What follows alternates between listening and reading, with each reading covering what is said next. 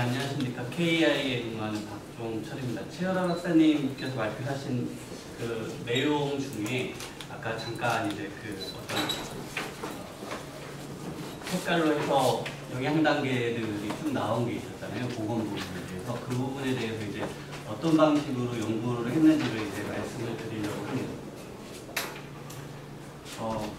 오늘 이제 그 응급의학과 교수님께서 발표를 하시니까 제가 이 표가 이제 이해가 됐습니다.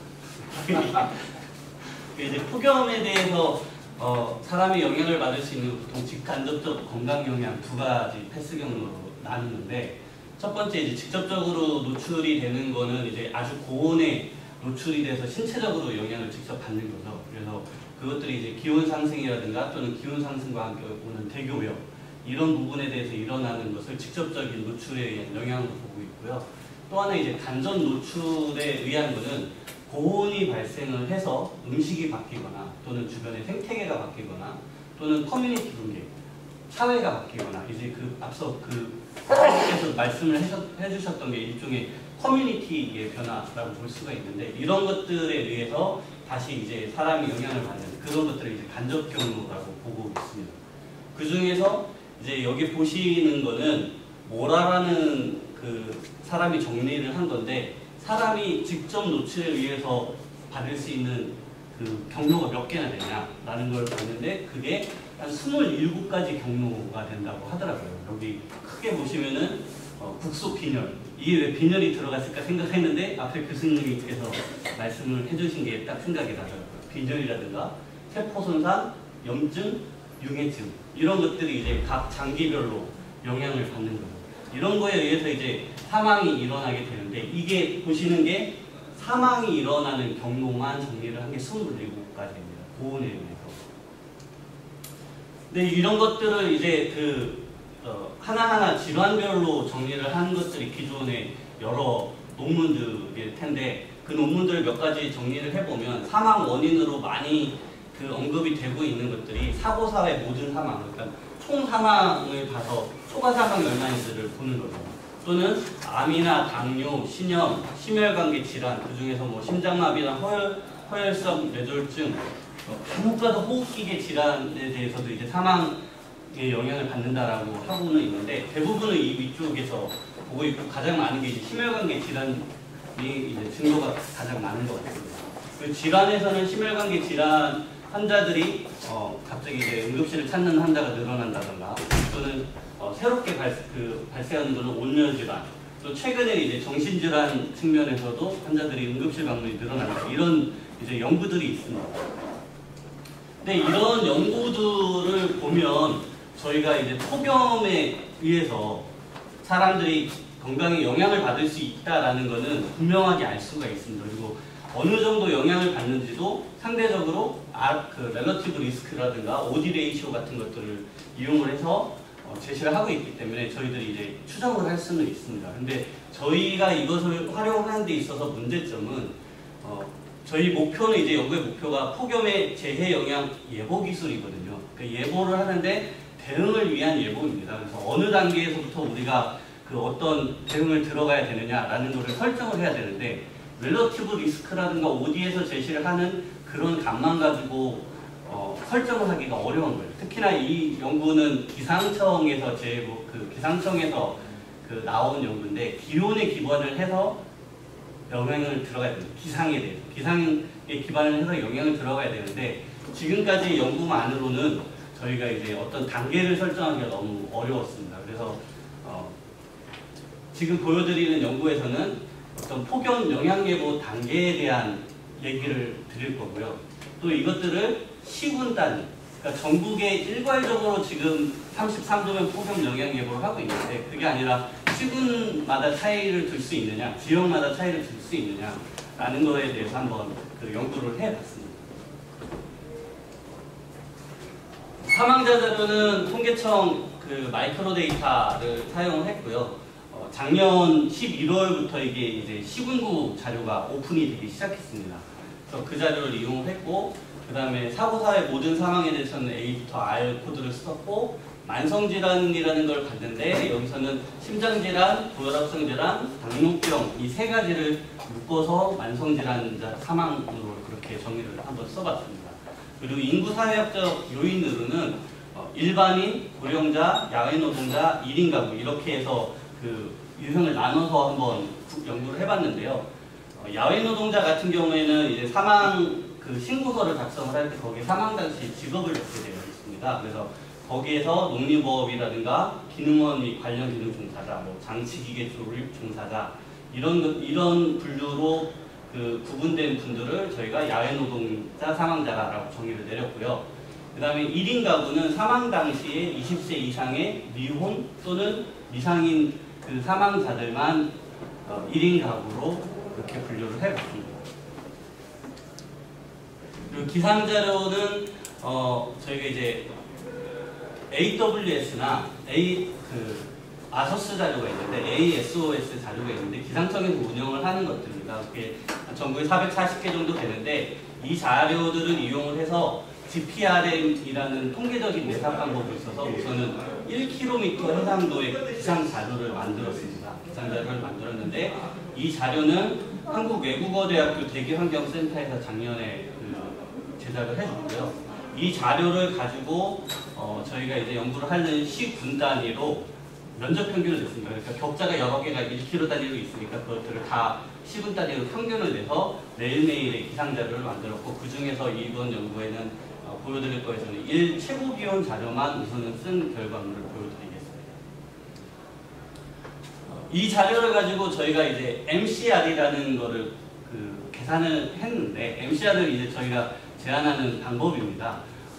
기온 1도씨마다 사망자 수가 여름 평균에 비해서 얼마나 증가를 하였는가라는 걸 계산을 하는 건데 과정은 이렇습니다.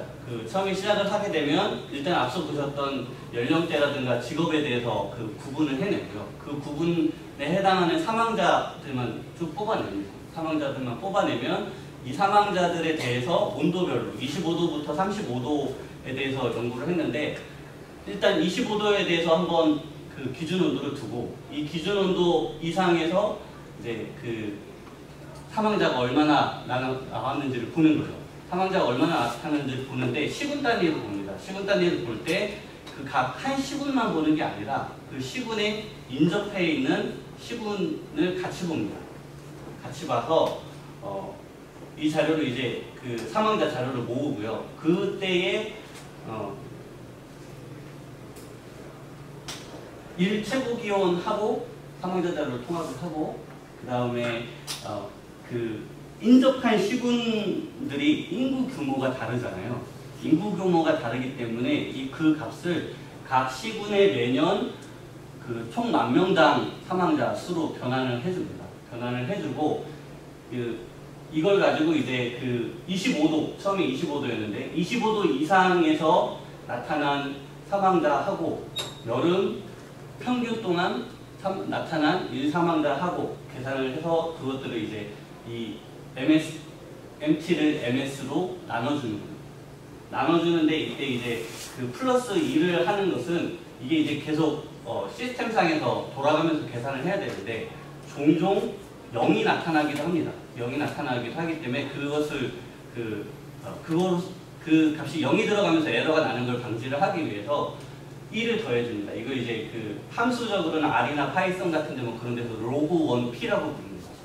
그 함수를 이용을 해서 계산을 해주고요. 로그를 씌워서 좀 그 인구 차이에 의해서 나타날 수 있는 큰 변동 그것을 줄여줬습니다. 이렇게 해서 한 개 시군이 계산이 되면 그 다음 시군으로 돌아서 229개의 시군에 대해서 계산을 했고요.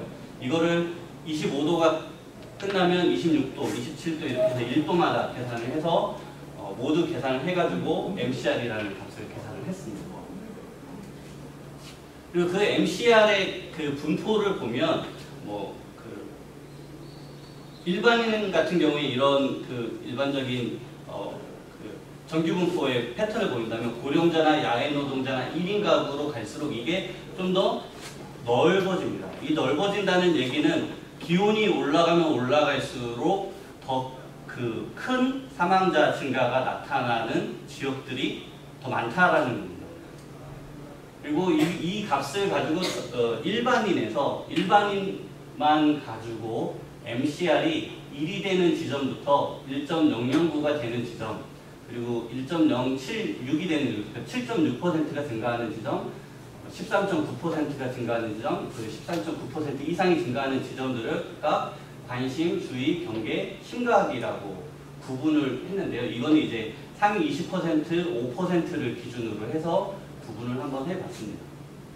그리고 일반인으로 구분을 하고요. 이 구분에 맞춰서 고령자와 야외 노동자 1인 가구를 똑같이 적용을 해서 계산을 한번 해봤습니다. 보시면 이제 MCR의 전반적인 분포를 보여드리는 그림인데요. 65세 미만하고 65세 이상에 대해서 보시면 이제 기온이 증가하면 증가할수록 MCR이 증가를 합니다. 근데 65세 이상이 확실히 65세 미만보다 증가가 더 높게 빠르게 증가를 하는 패턴을 보이고요. 또 야외 노동자와 그 기타 노동자를 비교를 했을 때도 마찬가지로 야외 노동자가 더 낮은 기온부터 급하게 증가를 하고 기온이 증가하면 할수록 굉장히 기울기가 급하게 증가를 합니다. 그리고 이 밑에 보시는 거는 A 지역이 조금 기온이 상대적으로 높은 지역들이고요. B 지역이 여름철 기온이 상대적으로 낮은 지역들입니다. 이게 이제 중소규모로 봤을 때는 아예 기후 지역으로 구분할 수 있을 정도인데 여름철 평균 기온이 한 2도씩 정도 차이가 납니다. 이 두 지역이. 두 지역이 그 정도 차이가 나는데 65세 미만 야외 노동자에서 보시면은 기온이 더 낮았던 지역에서 더 낮은 기온부터 반응을 하기 시작합니다. MCR이 더 빠르게 증가를 하고요. 다만 33도가 되면 A, B 두 지역이 비슷해집니다. 근데 65세 이상의 야외 노동자를 보면 낮은 기온부터 B 지역의 낮은 기온의 지역에서 더 빠르게 반응을 하는 건 비슷한데 33도가 돼도 야외 노동자에서 높은 증가율이 그대로 나타납니다. 근데 이거를 저희는 이제 해석을 하기를 65세 미만 같은 경우에는 33도면은 기상청에서 폭염 영향 예보가 나가기 시작하는 거거든요. 그 정보를 갖고 뭔가 행동에 액션이 일어나는 건데 65세 이상 같은 경우에는 그 액션이 적절하게 가지 않는 것 같다라고 해석을 해봤습니다. 그래서 이렇게 이제 MCR이 연령이라든가 직업, 또 지역에 따라서 다른 패턴들을 보이거든요. 그래서 이거를 가지고 앞서 보여드렸던 그 방법으로 이제 단계를 한번 구분을 해봤습니다. 이제 그게 단계를 좀 그림으로 표현을 한 건데요. 서울, 부산, 대구, 인천을 보시면 상당히 이제 다른 패턴을 보입니다. 다른 패턴을 보이고요. 예를 들어서 인천 같은 경우에는 야외 노동자가 상대적으로 더 낮은 온도부터 이제 심각 단계에 들어가는 거죠.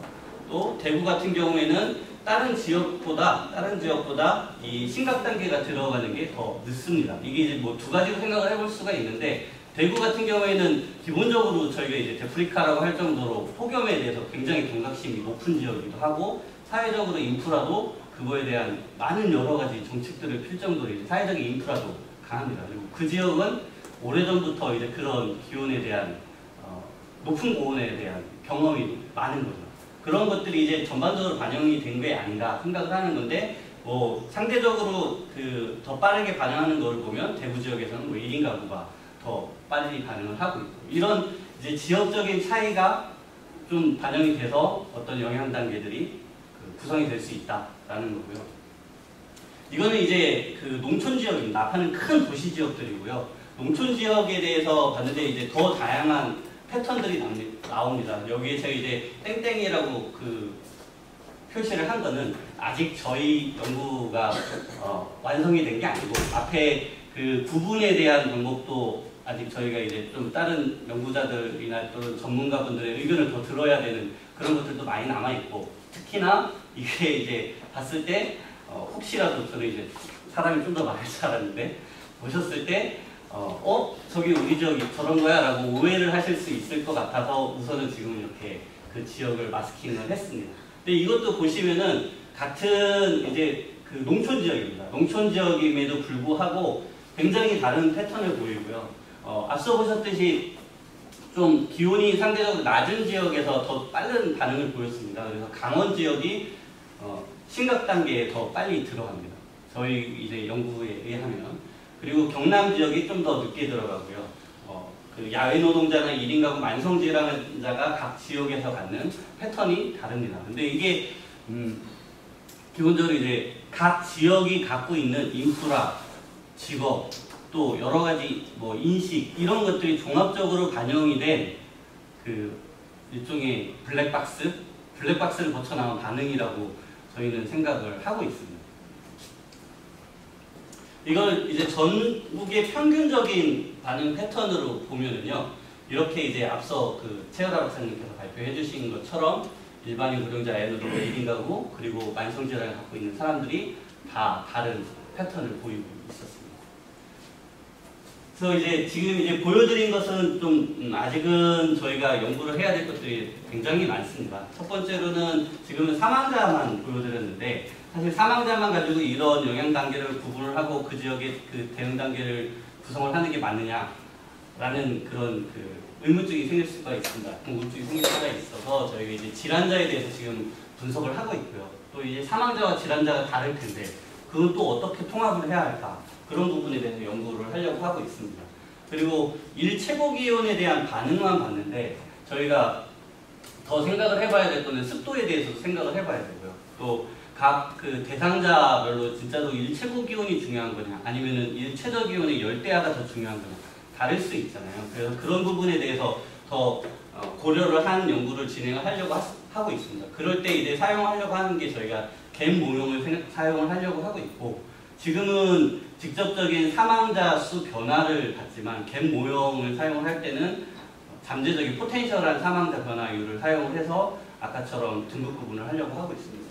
그리고 시계열적인 특성이 미반영된 거는 이제 갬 모형을 통해서 저희가 그 대응을 좀 향상을 시키려고 하고 있고요. 한 개는 그리고 1인 가구나 야외 노동자 구분에 대한 결과가 약간 불확실하다는 게 저희가 여기서 보여드리지 않았지만 좀 그런 게 있었는데 그런 것들은 사실 1인 가구를 미혼만 1인 가구로 둘 거냐 아니면은 65세 이상 중에 배우자가 사망한 분이나 이혼한 분까지 1인 가구로 둘 거냐 이런 것들이 좀 있습니다. 그래서 그런 것들은 사실은 과학적인 거라기보다는 약간 정책적으로 가야 되나? 조금 그 의사결정의 문제인 것 같긴 한데 그런 부분에 대해서 저희가 좀 불확실성이 얼마나 있는지 실험을 하려고 하고 있습니다. 네, 이런 정도로 해서 그 발표를 마치도록 하겠습니다.